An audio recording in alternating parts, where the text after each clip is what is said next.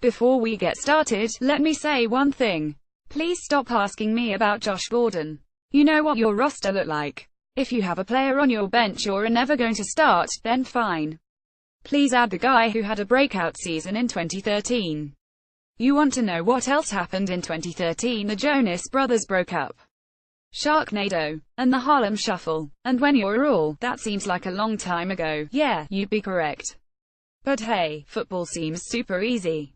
Like, I didn't play Madden for like a year and I went out and smoked my nephew over the weekend. Update: actually, there were a bunch of words about Deshaun Watson. I'm legit bummed, dudes and dudettes. This is completely awful news. Not only does this hurt in the fantasy community, but this is awful for anybody who loves football. He's a complete joy to watch. He captivated us for over 2 years at Clemson. He quickly became one of the most beloved players in football, especially fantasy, in such a short period of time. Now, this, Jared Goff, would be a nice add. He's the one I found the most in a lot of my leagues. But there's just no coming back from this. DeAndre Hopkins, Will Fuller and the rest of the Texans' skill position players take a huge hit in terms of fantasy value. But all of this pales in comparison to what this young man must be going through right now. Best wishes to Watson, and we look forward to seeing him rebound and come back next year. And without further ado, Alex Smith has thrown 16 touchdown passes and no interceptions on 259 pass attempts this season. He needs 5 more touchdown passes without an interception to break Peyton Manning's record. No quarterback has more wins than Smith or Dak Prescott since the start of last season, 17 apiece. Tom Brady also has 17 wins during that span, but he's not playing in this game. Dak Prescott has scored more than 22 fantasy points in 4 of his last 5 games. Carson Wentz is a trendy MVP candidate at the moment. The other players to win the MVP in their second season are Kurt Warner 1999, Dan Marino 1984, Earl Campbell 1978, and Jim Brown 1957 and 1958. Now, Philly fans are going to be all, Rank says this guy is going to be the next Dan Marino. I'm not. But he's pretty great. Wentz being friends with Mike Trout has nothing to do with this, either. We did our MVP picks this week for NFL.com. I'm kind of bummed I didn't choose Russell Wilson. He's carried the Seahawks. Everyone overlooked his great game against the Texans because of Deshaun Watson. The Seahawks are 154 in November since Wilson took over as starting quarterback 2012. Drew Brees hasn't been himself, fantasy-wise. But the Bucs have allowed more than 23 points on the road to quarterbacks. Jared Goff has a better matchup with Janoris Jenkins suspended. He'd be one of my topping options this week. He's also good on the road. I'm not crazy about Cam Newton this week. But I would like to point out that his best season came without Kelvin Benjamin. What do Devin Funchess and Christian McCaffrey have in common? They both have more targets than Julio Jones, 56, this season. The NFL shouldn't announce trades.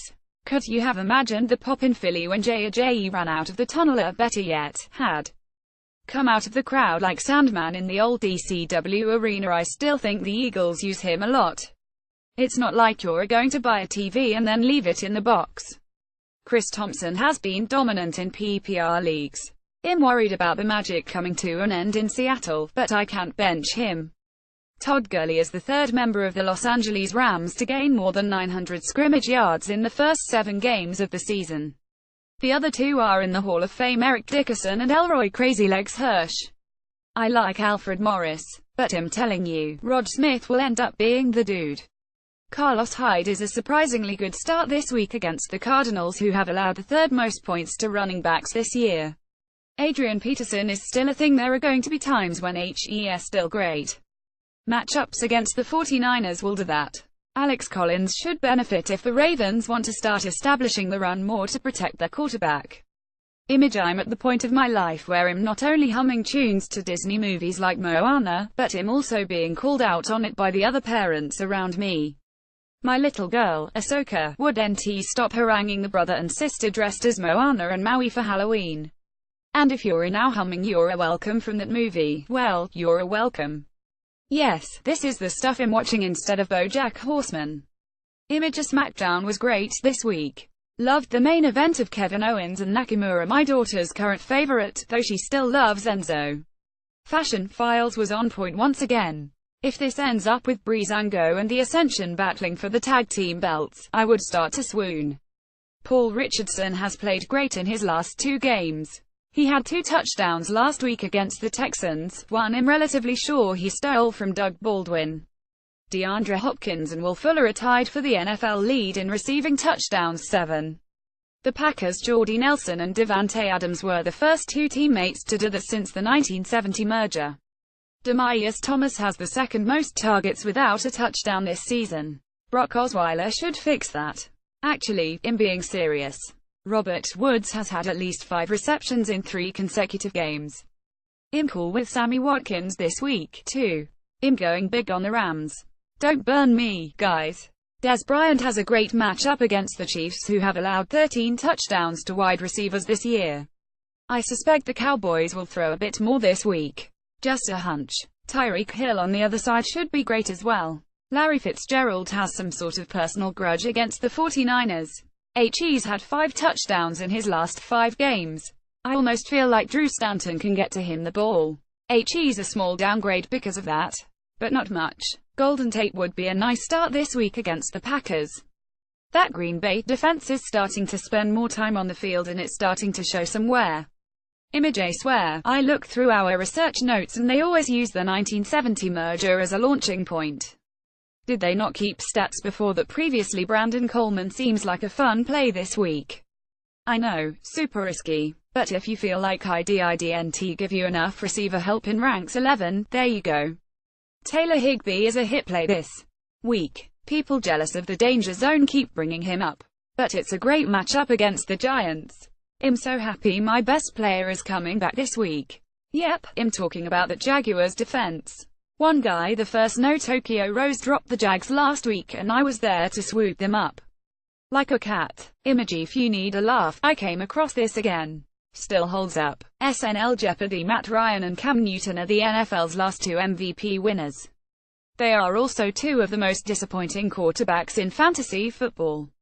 They fall in the QB1 range this week because of the buys. But you need them off your roster as soon as possible. You don't need to be tempted to play either one of them. Cam Newton has scored 10 fantasy points per game over the last 2 games. He's topped 21 points just twice in his last 15 games. I had added Marcus Mariota, but HES struggled so hard this year I just can't force myself to play him. But watch him have like 80 rushing yards and a touchdown this week. Jimmy Garoppolo to the 49ers. Wow, this franchise is so spoiled by Joe Montana, nobody seems excited that they just acquired a 2-time Super Bowl winner. Eli Manning has done a nice job with a 105 touchdown to interception ratio, but I just couldn't him this week. I just wasn't feeling it. I know, this is why you read this. For this awesome hard-hitting analysis.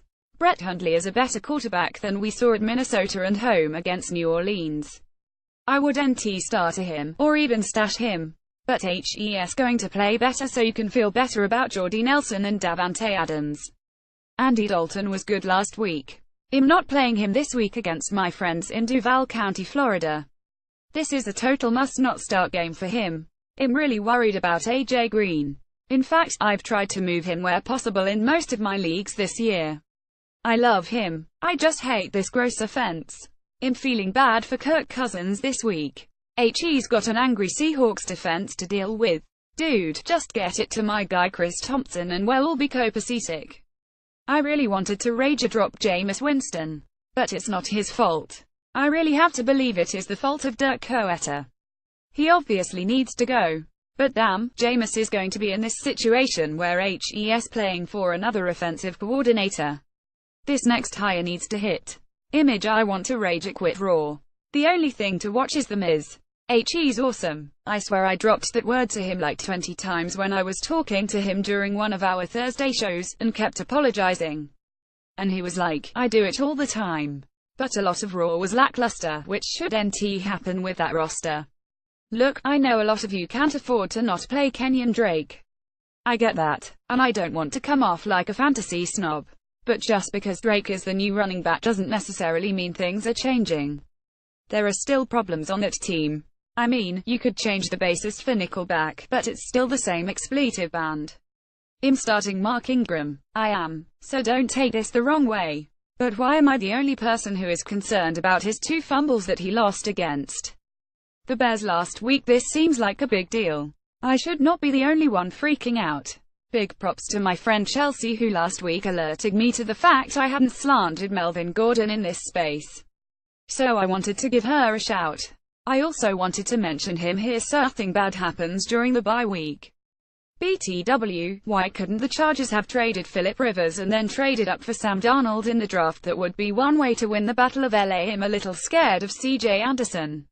It feels like Jamal Charles and Devontae Booker are gaining on him. I'm really fired up to play Ty Montgomery this week. Stupid bye weeks. I was like, oh, Ty is still a thing on my roster. Delightful. I hate having to move T.Y. Hilton into the starting lineup this week. Obviously not his fault, but I can't play him confidently. Alshon Jeffrey has fewer than 100 receiving yards in 19 consecutive games. If he doesn't get into the end zone for you, then yeah. Not great. Cameron Brate is going to have a tough matchup this week. The Saints are very tough on tight ends. And we still kind of don't know what is going on at the quarterback position. The Ravens will be a popular pick in DFS, but I would stay away if I could. You want the Jags, anyway.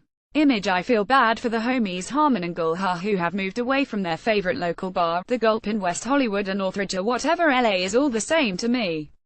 It's funny to listen to them talk about how they will still hang out there.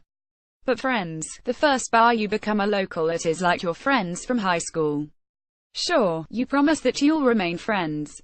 But it's nearly impossible. I mean, sure, I see Cassidy's in Newport Beach on Facebook all the time.